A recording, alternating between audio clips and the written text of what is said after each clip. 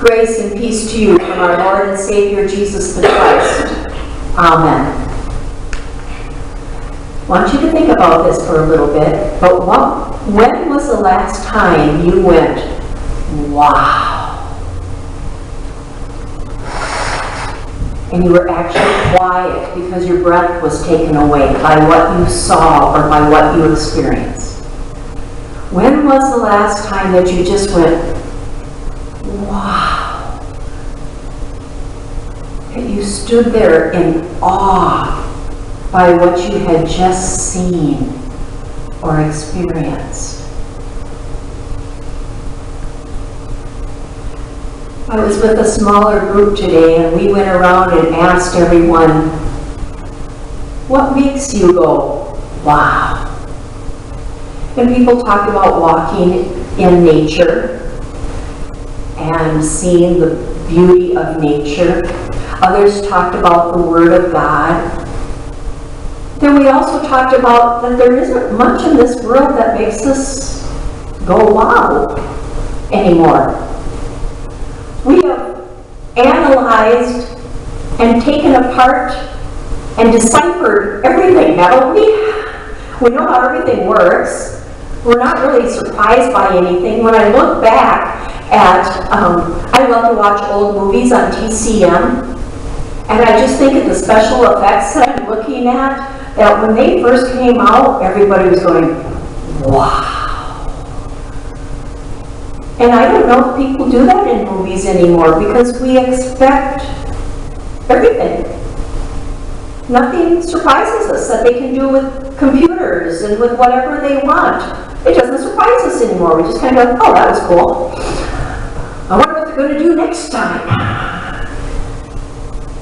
And we can take things apart and analyze them and think we know it all to the point of we kind of become numb to it all. Have you thought about that? That in a day there isn't much that kind of makes you go, wow, that was incredible. That takes my breath away. Some of us participate in sports. I think golf every once in a while, especially when it's your own shot. You realize, wow, that was quite a shot. A job we might do on an instrument.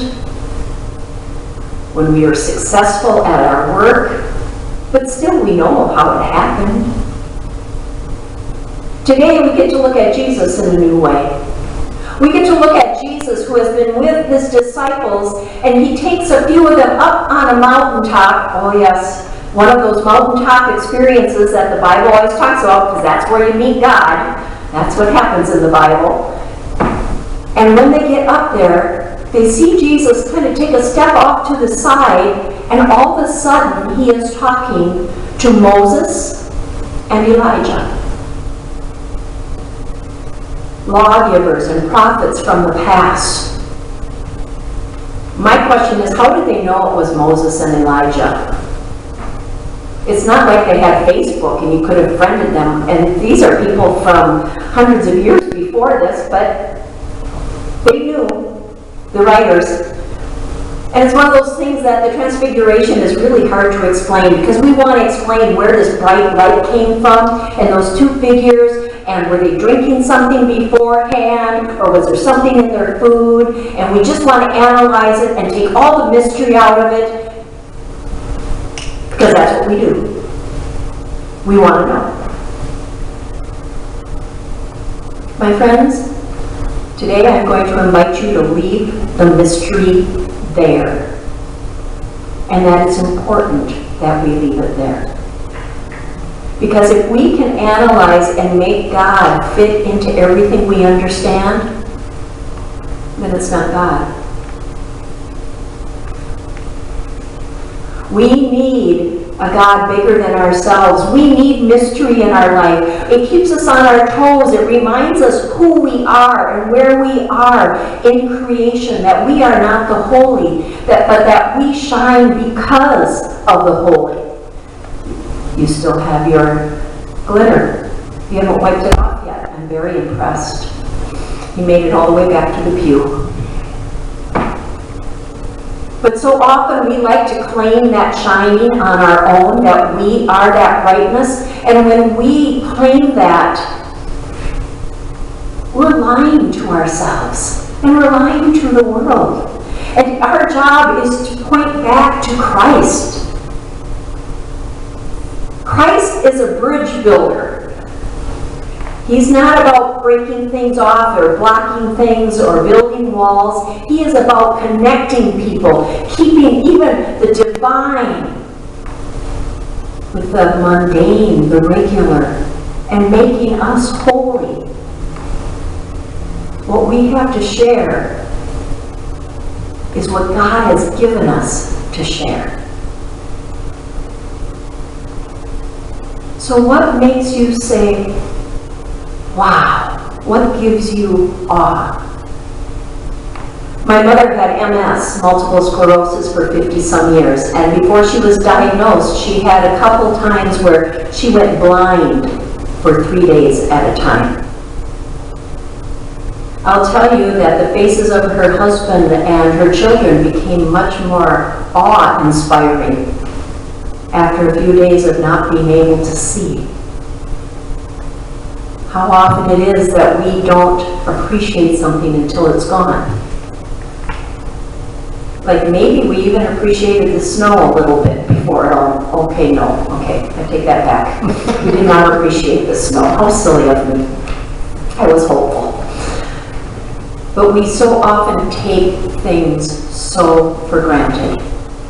And with Christ, we are called to see things new with new light and new possibilities. You have taken some very brave steps,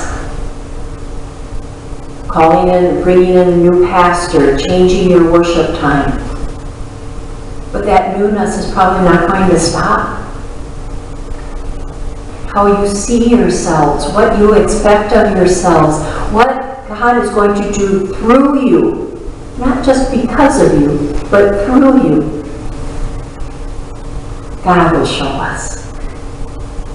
And we have to be willing to go up to that mountaintop once in a while and be alone with Him and take that risk and see what He might show us.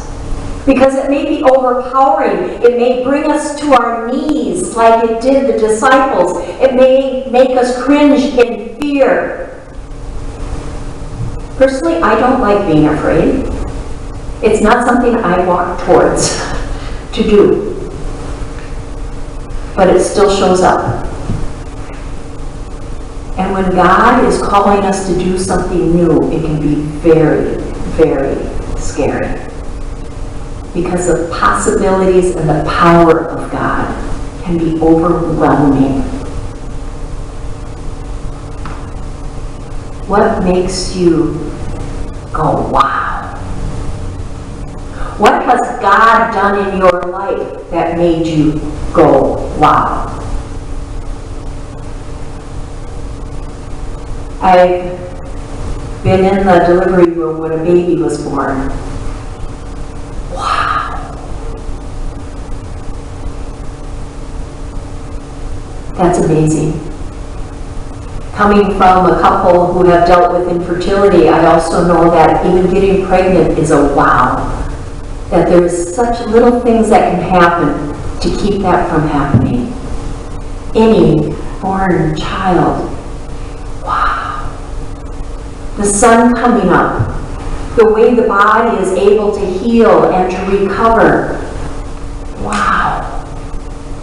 I've been in the same room when those who have refused to speak to each other join hands and join in the Lord's Prayer. Wow.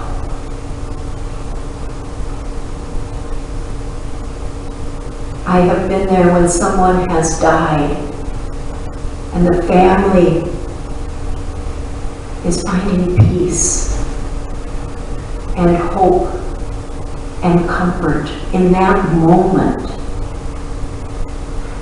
Wow.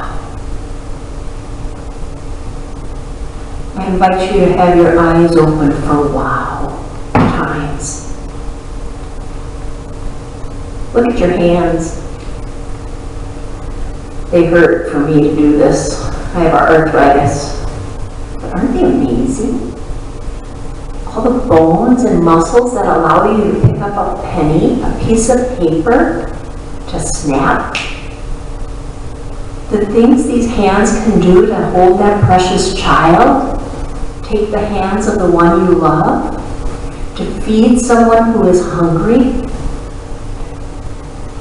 to pet a dog, if a cat will let you. Amazing, isn't it? To sense hot and cold and smooth and rough, feel water or wood, cloth on these hands. These simple hands, things that I beat up every day, I take for granted. I just put places without even looking, so they end up getting burnt and cut and everything else, but I count on them. Wow. I invite you to see the world as God has made it. The miracle it is. The miracle that we gathered here tonight. The miracle that we are. Wow. What God is doing. Who knows? Who knows what my hands will be up to for doing tomorrow? God knows, and that's all that matters. And the lights just came on. I love it. The light of Christ, may it always be our guide. Thanks be to God. Amen. Please join with me in this sentence from Scripture. This is my Son, whom I have chosen. Listen to him. Realize that God has also chosen you. Each and every one of you has been chosen by God to be here right now. You have purpose.